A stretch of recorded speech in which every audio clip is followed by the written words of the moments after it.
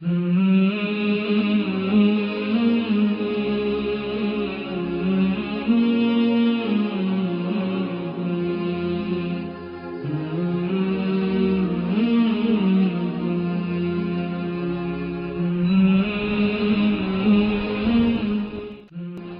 کے دن خصوصی طور پر درود شریف پڑھنے کی تاکید ہے، کیونکہ آپ نے اس کا خود حکم دیا. آپ صلی اللہ علیہ وسلم نے فرمایا، جمعہ کے روز کثرت سے مجھ پر درود پڑھا کرو. جو آدمی جمعہ کے روز مجھ پر درود بھیجتا ہے وہ میرے سامنے پیش کیا جاتا ہے.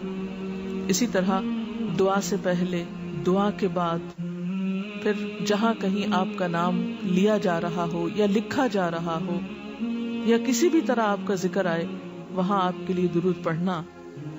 اسی طرح مسجد میں داخل ہوتے وقت درود شریف پڑھنا، مسجد سے نکلتے وقت درود شریف پڑھنا، پھر نماز سے فارغ ہونے کے بعد درود شریف پڑھنا. یعنی ایک تو نماز کے اندر ہے، لیکن نماز سے فراغت کے بعد، پھر اسی طرح ہر مجلس میں آپ پر درود پڑھنا ضروری ہے. پھر اسی طرح صبح و شام کے اوقات میں، یعنی یہ تمام مواقع ایسے مواقع ہیں جس میں آپ درود شریف پڑھ سکتے ہیں. اور موقع کوئی ہو یا نہ ہو، دن یا رات کی گھڑیوں میں سے جس گھڑی میں آپ چاہیں، جب چاہیں، چلتے پھرتے کام کاج کرتے، آپ اللہ کے رسول صلی اللہ علیہ وسلم کو یاد کر سکتے ہیں، آپ کے لیے درود اور سلام پڑھ سکتے ہیں. نبی صلی اللہ علیہ وسلم پر درود شریف پڑھنے کے کئی صیغے ہمارے ہاں مشہور ہیں. اس میں کچھ تو وہ ہیں جو آپ صلی اللہ علیہ وسلم سے ثابت ہیں، اور کچھ ایسے ہیں کہ جو لوگوں نے بعد میں خود بنا لیے ہیں. تو وہ ایسے تمام ورژن یا ایسی تمام عبارتیں جو لوگوں نے خود اس معنی کی بنائی ہیں، خواہ وہ عربی میں ہے یا اردو میں ہے، تو ان کو پڑھنے کی حد تک تو پڑھا جا سکتا ہے.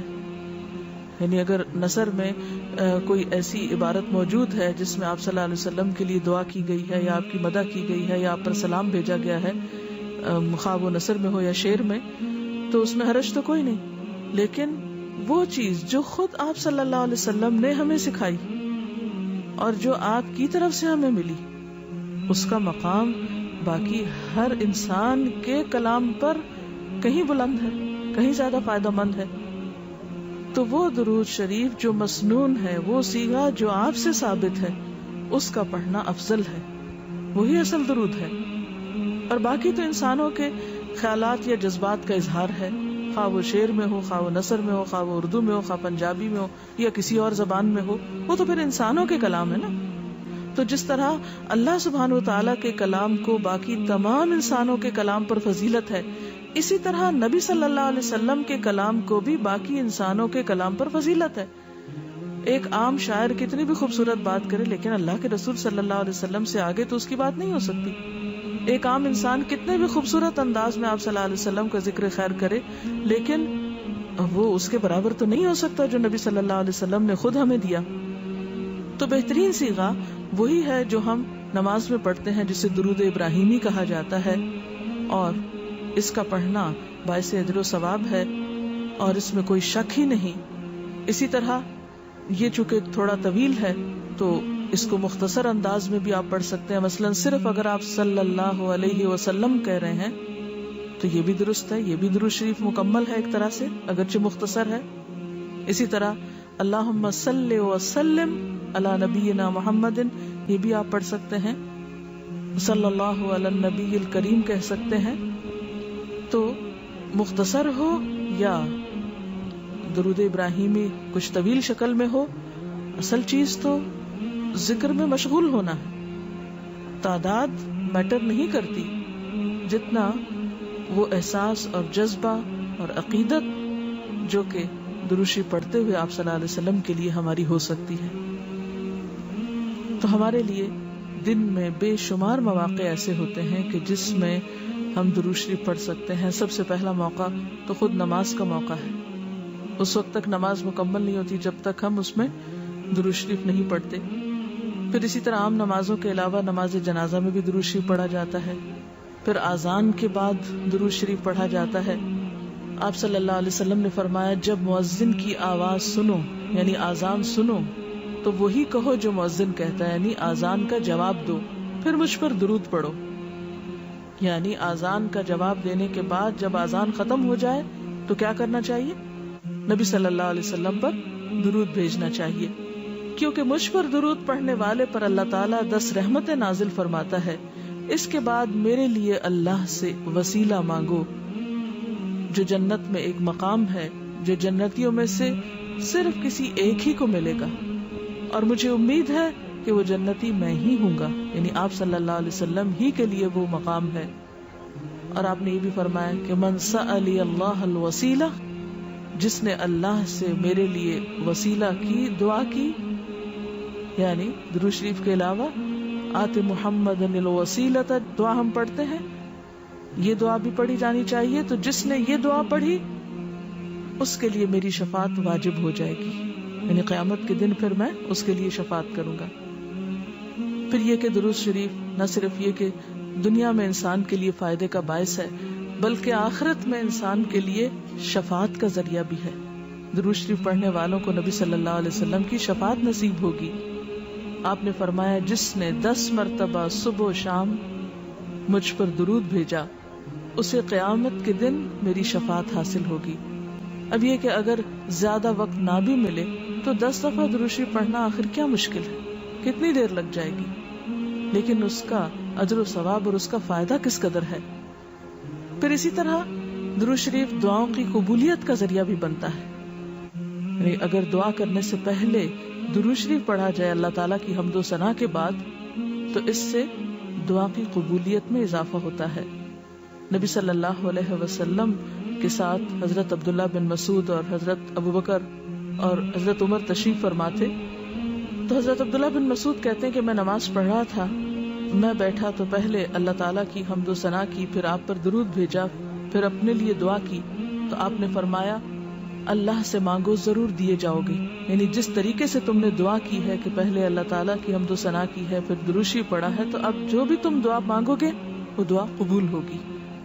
پھر اسی طرح ہم دیکھتے ہیں کہ درود شریف نیکیوں کا دروازہ کھولتا ہے، نیکیوں میں اضافے کا ذریعہ بنتا ہے۔ آپ نے فرمایا جس نے مجھ پر ایک دفعہ درود بھیجا اللہ تعالیٰ اس کے نامہ اعمال میں 10 نیکیاں لکھے گا۔ پھر اسی طرح فرشتوں کی دعائیں آتی ہیں اس شخص کے لیے جو درود شریف پڑھتا ہے۔ رسول اللہ صلی اللہ علیہ وسلم نے فرمایا جب تک کوئی مسلمان مجھ پر درود بھیجتا رہتا ہے اس وقت تک فرشتے اس کے لیے دعائیں رحمت کرتے رہتے ہیں، یعنی آپ درود شریف پڑھیں تو فرشتے آپ کے لیے دعا کرنے میں لگ جاتے ہیں۔ اب جو چاہے کم پڑھے اور جو چاہے زیادہ پڑھے، یعنی کتنی دعائیں چاہیے اس کو۔ لیکن ہم عام طور پر کتنا کہتے ہیں دوسروں سے کہ پلیز ہمارے لیے دعا کیجیے، ہمیں دعا میں یاد رکھیے، دوسروں کی ایک طرح سے منت سماجت کر رہے ہوتے ہیں، لیکن کتنا آسان طریقہ ہے فرشتوں کی دعائیں لینے کا کہ انسان درود شریف پڑھنا شروع کر دے۔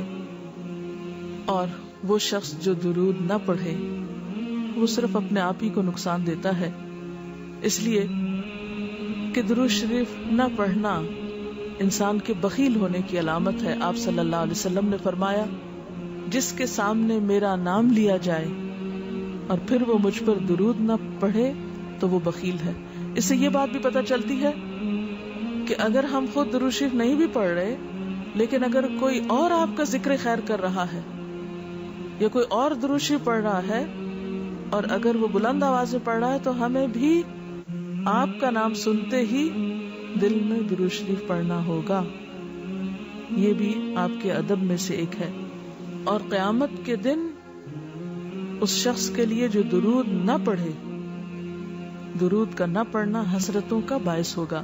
حضرت ابو ہریرہ رضی اللہ تعالی عنہ کہتے ہیں کہ رسول اللہ صلی اللہ علیہ وسلم نے فرمایا جس مجلس میں لوگ اللہ کا ذکر نہ کریں، یعنی اکٹھے ہوئے ہیں دنیا بھر کی باتیں کی لیکن اللہ سبحانہ و تعالیٰ کی کوئی بات نہیں کی، اور نبی صلی اللہ علیہ وسلم پر درود نہ بھیجیں، یعنی نہ تو اللہ کا ذکر کیا اور نہ ہی آپ پر درود بھیجا، وہ مجلس قیامت کے دن انسان کے لیے حسرت کا باعث ہوگی، انسان اس پر پچھتائے گا، خواہ وہ اپنے نیک اعمال کے بدلے میں جنت میں چلا ہی جائے۔ یعنی ایک شخص جنت میں بھی پہنچ گیا لیکن اس کو ایسی مجلسوں پر حسرت ضرور ہوگی جس میں اس نے اللہ کا ذکر اور رسول اللہ صلی اللہ علیہ وسلم پر درود نہ بھیجا ہوگا۔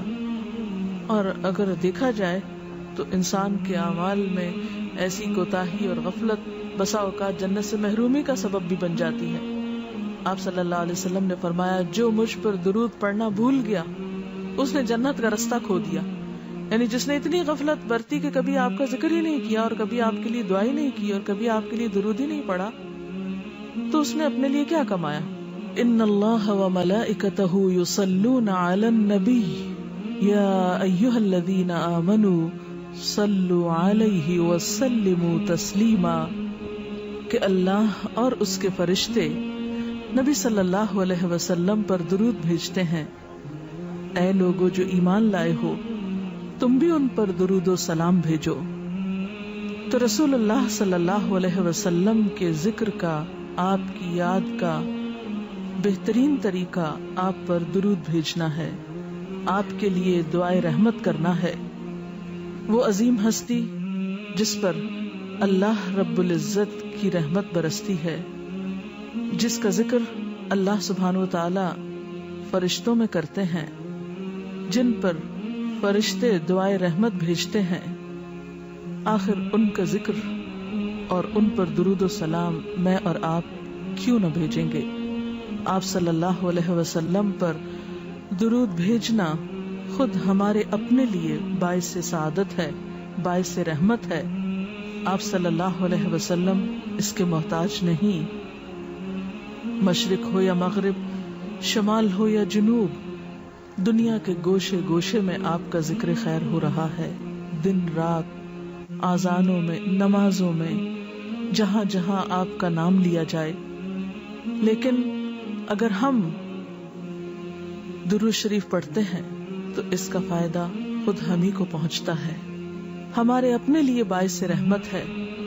تمام غموں, دکھوں, تکلیفوں, مصیبتوں اور پریشانیوں سے نکلنے کا راستہ ہے, درجات کی بلندی کا ذریعہ ہے. رسول اللہ صلی اللہ علیہ وسلم نے فرمایا جس نے مجھ پر ایک بار درود بھیجا اللہ تعالیٰ اس پر 10 مرتبہ رحمتیں نازل فرمائے گا. ایک بار درود پڑھنے کا اجر و ثواب, اس کے 10 گناہ معاف فرمائے گا. یعنی صرف 10 رحمتیں نہیں, 10 گناہوں کی بخشش بھی ہوگی اور 10 درجے بلند فرمائے گا, یعنی درجات کی بلندی بھی.